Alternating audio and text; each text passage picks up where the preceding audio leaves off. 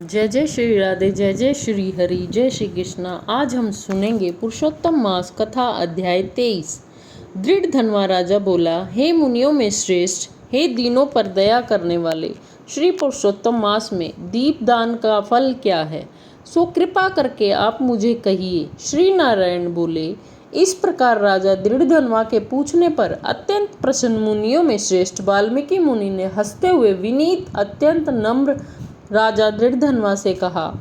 वाल्मीकि मुनि बोले, हे राजाओं में सिंह सदृश पराक्रम वाले, पापों का नाश करने वाली कथा को सुनिए, जिसके सुनने से 5 प्रकार के महान पाप नाश को प्राप्त करते हैं।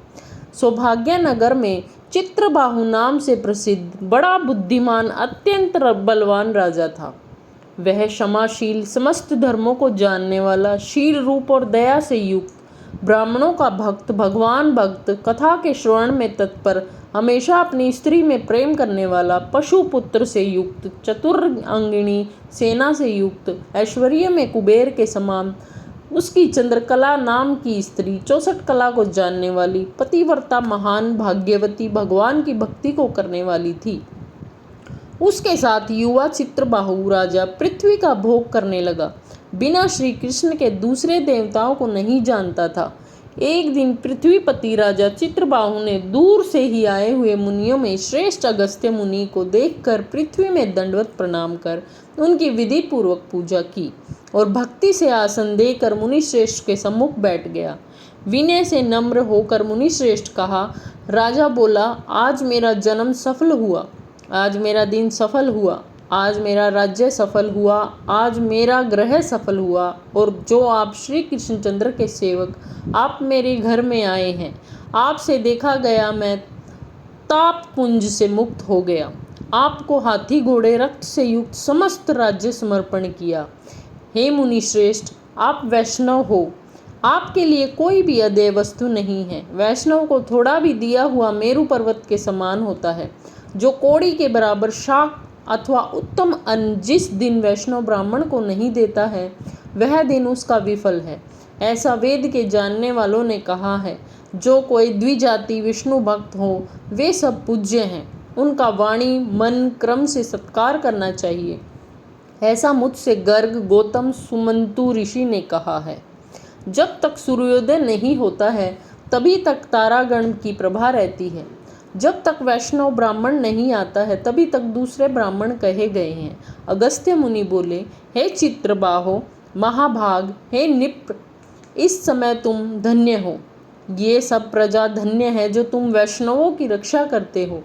जो राज्य वैष्णव का नहीं हो, उसके राज्य में वास नहीं करना। शून्य वन में वास करना अच्छा है, परंतु अवैष्णव के राज्य में रहना अच्छा नहीं है। जिस प्रकार नेत्रहीन शरीर, पतिहीन स्त्री, बिना पढ़ा हुआ ब्राह्मण निंदनीय है, वैसे ही वैष्णव रहित देश निंदनीय है। जैसे दांत के बिना हाथी, पंख के बिना पक्षी, 10वीं विद्या द्वादशी कही गई है, वैसे ही वैष्णव रहित द्वेष है। जैसे कुशा रहित संध्या, तिलहीन तर्पण वृत्ति के लिए देवता की सेवा है, वैसे ही वैष्णव रहित देश कहा है। जैसे केशों को धारण करने वाली विधवा स्त्री स्नान रहित व्रत ब्राह्मणी में गमन करने वाला शूद्र है, वैसे ही बिना वैष्णव का राष्ट्र निंदनीय है। जो श्री कृष्णचंद्र के चरणों का आश्रय करने वाला है, सत्पुरुषों से राजा कहा गया है, उसका राष्ट्र हमेशा वृद्धि को प्राप्त होता है और उसकी प्रजा सुखी होती है। हे राजन, जो मैंने तुमको देखा, इसलिए मेरी दृष्टि सफल हुई। भगवत भक्त आपके साथ बात करने से आज मेरी वाणी सफल हुई। हे राजन, मेरी आज्ञा से यह राज्य तुमको करना चाहिए। मैंने इस राज्य में तुमको प्रतिष्ठित किया, तुम्हारा कल्याण हो, मैं जाऊंगा। श्री नारायण बोले, इस प्रकार कहकर जाने की इच्छा करने वाले श्रेष्ठ मुनि अगस्त्य को चित्रबाहु राजा की पतिव्रता स्त्री ने परम भक्ति के साथ प्रणाम किया। अगस्त्य मुनि बोले, हे शुभे, तू सदा सौभाग्यवती हो और भक्ति से पति की सेवा कर। श्री गोपीजन के वल्लभ श्री कृष्णचंद्र में तेरी सदा दृढ़ भक्ति हो। इस प्रकार आशीर्वाद देते हुए अगस्त्य ऋषि से विनय पूर्वक सिर नवाकर और अंजलि बांधकर चित्रबाहु राजा ने फिर कहा। चित्रबाहु राजा बोला, हे विपेंद्र, यह विपुल लक्ष्मी कैसे हुई, निष्कंटक राज्य कैसे हुआ, यह मेरी स्त्री इतनी पतिव्रता कैसे हुई, और मैंने कौन सा पुण्य किया था। हे विपेंद्र, यह सब मेरे से आप कहिए, मैं आपकी शरण में आया हूँ। हे मुनीश्वर, आप हाथ में स्थित दर्पण के समान सब जानते हो। श्री नारायण बोले, इस प्रकार राजा चित्रबाहु के कहने पर मुनि श्रेष्ठ अगस्त्य एकाग्रचित्त होकर राष्ट्र श्रेष्ठ चित्रबाहु से बोले। अगस्त्य मुनि बोले, हे राजन, मैंने तुम्हारे पूर्व जन्म का चरित्र देख लिया है। इतिहास के सहित प्राचीन उस चरित्र को कहता हूँ। सुंदर चमत्कारपुर में शूद्र जाति में जीव हिंसा करने में तत्पर मणिग्रीव कामधारी तुम हुए। सो तुम नास्तिक दुष्ट चरित्र वाले, दूसरे की स्त्री को हरण करने वाले, कृत दुर्विनीत शिष्टाचार से रहित हुए। और तुम्हारी यह जो स्त्री है, यही पूर्व जन्म में भी स्त्री थी। यह कर्म मन और वचन से पति सेवा में प्रायण थी।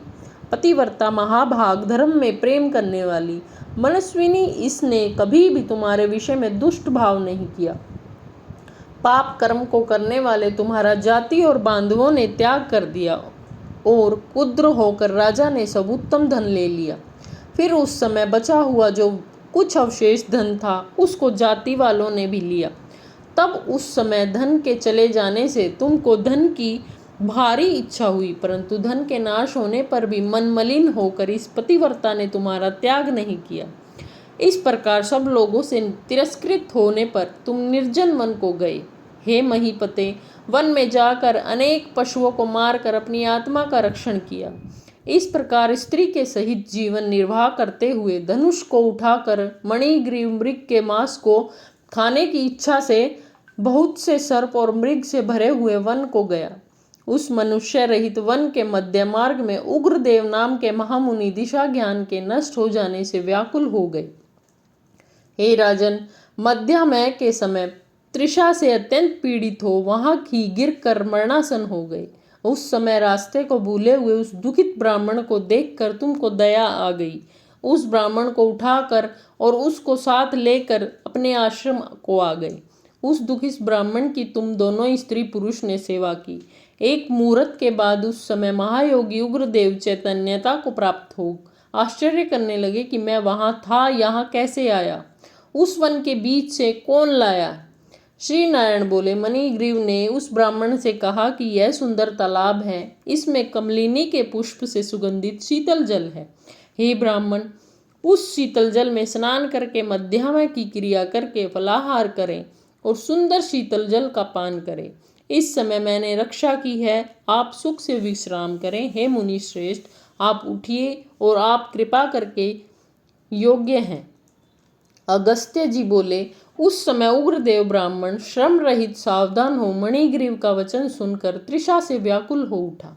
हे चित्रबाहु, मणिग्रीव की भुजा पकड़कर वट वृक्ष से शोभित तालाब के तट पर जाकर बैठ गए। वट की छाया में बैठकर क्षण मात्र विश्राम कर स्नान और नित्य कर्म कर वसुदेव भगवान का पूजन किया। देवता पितरों को तर्पण कर सुंदर शीतल जल को पान कर उग्रदेव ब्राह्मण शीघ्र वट के मूल भाग में आकर बैठ गए। पत्नी सहित मणिग्रीव ने मुनि श्रेष्ठ उग्रदेव को नमस्कार किया और अतिथि सत्कार करने की इच्छा से विनय युक्त वाणी से बोले। मणिग्रीव बोला, हे ब्राह्मण, आज तुझको तारने के लिए आप मेरे आश्रम आए हो। आपके दर्शन से मेरे पाप नष्ट हो गए।